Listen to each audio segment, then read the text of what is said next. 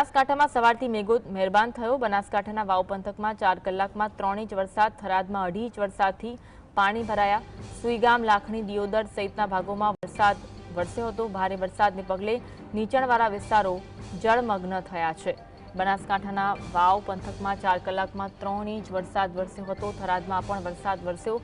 થરાદમાં 2.5 inch વરસાદથી પાણી ભરાયા હોય તેવા દ્રશ્યો જોવા મળ્યા છે। સમગ્ર બનાસકાંઠામાં વરસાદ વરસ્યો હોવાના દ્રશ્યો જોવા મળ્યા। સુઈગામ, લાખણી, દિયોદર સહિતના ભાગોમાં વરસાદ વરસ્યો છે અને નીચાણવાળા વિસ્તારોમાં પાણી ભરાવાની સમસ્યા યથાવત જોવા મળી રહી છે।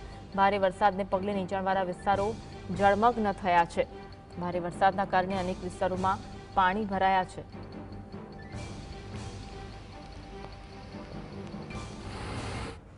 આજ અંગે વધુ વાત કરીશું। સંવાદદાતા ધ્રુવ અમારી સાથે લાઈવ જોડાયા છે। ધ્રુવ, બનાસકાંઠા અને આસપાસના વિસ્તારોમાં વરસાદ વરસ્યો છે, હાલમાં કેવી પરિસ્થિતિ?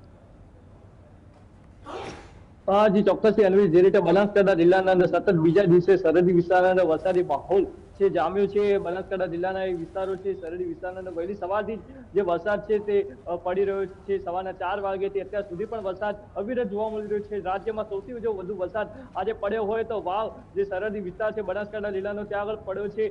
4 કલાકની અંદર 3 ઇંચ જેટલો વરસાદ પડ્યો છે। થરાદની વાત કરવામાં તો થરાદના અંદર 2.5 ઇંચ જેટલો વરસાદ પડ્યો છે। જે વાવ સહિત જે સુઈગામ પટ્ટાની વાત કરવામાં ત્યાં પણ 1.5 ઇંચ જેટલો વરસાદ પડ્યો છે। એટલે સાર્વત્રિક વરસાદ છે તે આજે સરહદી વિસ્તારના અંદર જોવા મળી રહ્યો છે।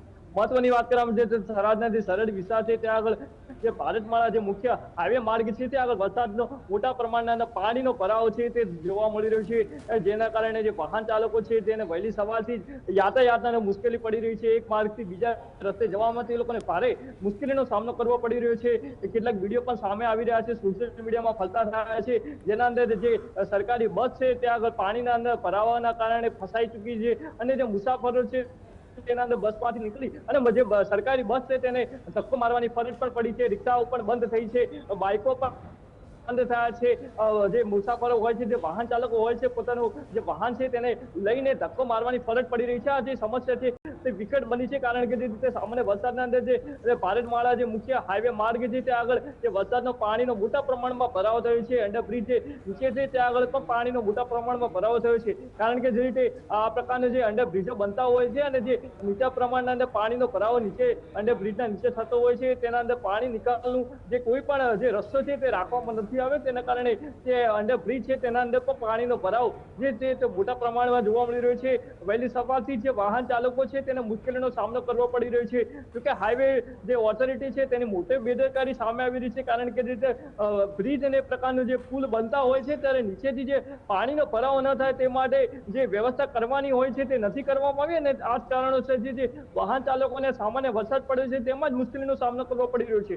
ખાસ કરીને જે આખું ચોમાસું બાકી છે અને દરમિયાન જો વધુ વરસાદ પડશે તો આ વિસ્તારોની શું સ્થિતિ બનશે તે જોવાનું રહેશે। જો કે હાલ જે પ્રમાણે સામાન્ય વરસાદ બનાસકાંઠા જિલ્લાના સરહદી વિસ્તારોમાં પડ્યો છે અને આ કારણોસર જે લોકો છે તેઓને મુશ્કેલીનો સામનો કરવો પડી રહ્યો છે। જે થરાદ સહિતના જે વિસ્તારોના અંદર જે હોસ્પિટલો આવેલી છે ત્યાં આગળ દર્દીઓ જે આવતા હોય છે પહેલી સવારથી તેઓને પણ એક મુશ્કેલીનો સામનો કરવો પડતો હોય છે। પાણીના અંદર ચાલવું પડી રહ્યું છે, કારણ કે પાણીનો ભરાવો એ વિસ્તારો નીચાણવાળા વિસ્તારો માનવામાં આવે છે ત્યાં આગળ મોટા પ્રમાણમાં થયો છે। હાઈવે ઓથોરિટીના અધિકારીઓ હજી જે પાણીનો ભરાવો થયો છે તે સ્થળ પર પહોંચ્યા નથી। લોકોની પણ માંગ છે કે પાણી જે ભરાયો છે તેને દૂર કરવામાં આવે। તંત્રની ઘોર બેદરકારી છે, કારણ કે જે સામાન્ય વરસાદમાં જ આ પ્રકારની સ્થિતિ એ વિસ્તારોના બનતી હોય તો હજી આખું ચોમાસું બાકી છે ત્યાં આગળ કયા પ્રકારની સ્થિતિ બનશે આ વિચારવા જેવી બાબત છે। શું કે હાલ તે રીતે સામાન્ય વરસાદ બનાસકાંઠા જિલ્લાના સરહદી વિસ્તારમાં બીજા દિવસે જોવા મળી રહ્યો છે ત્યાં આગળ ક્યાંક આ પાણીનો ભરાવો જે વિસ્તારોના થાય છે તેના કારણે લોકોને મોટા પ્રમાણમાં મુશ્કેલી પડી રહી છે। જો કે હાલ જે રીતે બનાસકાંઠા જિલ્લામાં આગાહી પણ છે અને તે બાદ વરસાદ હાલ ચાલુમાં પણ જોવા મળી રહ્યો છે। જો કે હાલ જે વરસાદ પડી રહ્યો છે ત્યાં આગળ ખેડૂતોને ક્યાંક નુકસાન પણ છે, ક્યાંક ખુશી પણ છે। ખેડૂતો લાંબા સમયથી વરસાદની રાહ જોઈ રહ્યા હતા। એ સરહદી વિસ્તારમાં હાલ વરસાદ ચાલુમાં છે। જો કે જે ખેડૂતો લણણી કરેલી હતી, બહાર ખેતરોની અંદર પાક રાખેલો હતો તેમાં નુકસાન છે, વાવેલો પાકમાં પણ ક્યાંક મગફળી સહિતના પાકોમાં નુકસાન છે। જો કે કઈ ખીસ્યું કઈ ગુમ જેવો પણ એક ગાઢ સર્જાય છે। જો કે હાલ જે સરહદી વિસ્તારો છે તેના અંદર વરસાદ પડી રહ્યો છે ને જે હાઈવે માર્ગ સહિતના જે ભારતમાળા માર્ગ છે, મુખ્ય જે સાચો જવાના મુખ્ય માર્ગો છે ત્યાં આગળ પાણીનો ભરાવો થયો છે અને જેના કારણે વાહન ચાલકોને વહેલી સવારથી અત્યાર સુધી મુશ્કેલી પડી રહી છે। જી ધ્રુવ, ખાસ કરી ખેડૂતોનું શું કહેવું છે, કારણ કે આસપાસના વિસ્તારમાં ખેડૂતો ઘણા હશે, ખેડૂતો આ વરસાદથી શું કહી રહ્યા છે? જો કે હાલ જે રીતે કહી શકાય છે કે વાવણીનો સમય છે, જો કે વધુ વરસાદ પડે તો ખેડૂતોના ખેતરોના જે પાણીનો ભરાવ થતો હોય છે અને તેના કારણે જે પાકનું જે વાવેતર છે તે નિષ્ફળ નીવડતું હોય છે. જો કે ખેતરોને મોટા પ્રમાણમાં જો પાણીનો ભરાવો થાય તો ખેડૂતો બીજું વાવેતર કરી શકતા નથી, કારણ કે જ્યારે પાણી ઓસરે અને તે બાદ જ ખેડૂતો જે ખેતી અથવા તો જે પોતાનું વાવેતર હોય તે પાકનું વાવેતર કરતા હોય છે. જો કે હાલ જે ખેતરોને પાણીનો ભરાવો થયો છે તો ખેડૂતોને રાહ જોવી પડશે કે જ્યારે ખેતરોના અંદર પાણી ઉછરે અને તે બાદ તે લોકો વાવેતર કરશે. જો કે હાલ લણણી કરેલો જે બાજરી સહિતનો ખેતરોમાં પડેલો પાક હતો અને જેના કારણે ખેડૂતો રાહ જોઈ હતી. જો કે વરસાદ પડ્યો અને જે વાવણી કરેલો જે પાક હતો તે ઉપર જે વરસાદ પડ્યો છે તેના કારણે પાકને પણ ક્યાંક જીવાતો અત્યારે જોવા મળી રહી છે અને પાકમાં પણ નુકસાન છે, કારણ કે જે રીતે લણણી કરેલો અને જે તૈયાર પાકો હતા તેમાં પણ ખેડૂતોને નુકસાન છે. જો કે હાલ જે સાર્વત્રિક વરસાદ પડ્યો છે તેના કારણે ખાસ તો જે કહી શકાય છે કે વાહન ચાલકો છે તેને મુશ્કેલી પડી રહી છે, કારણ કે જે રીતે એક માર્ગથી બીજા માર્ગ જવા માટે પણ તેઓને ભારે મુશ્કેલી પડી રહી છે, જઈ શકતા નથી.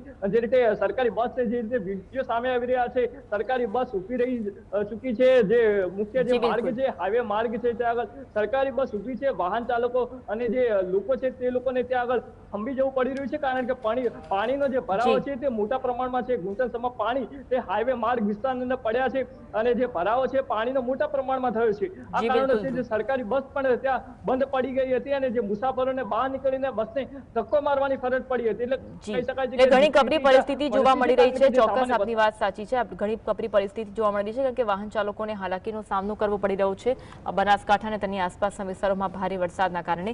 આગળ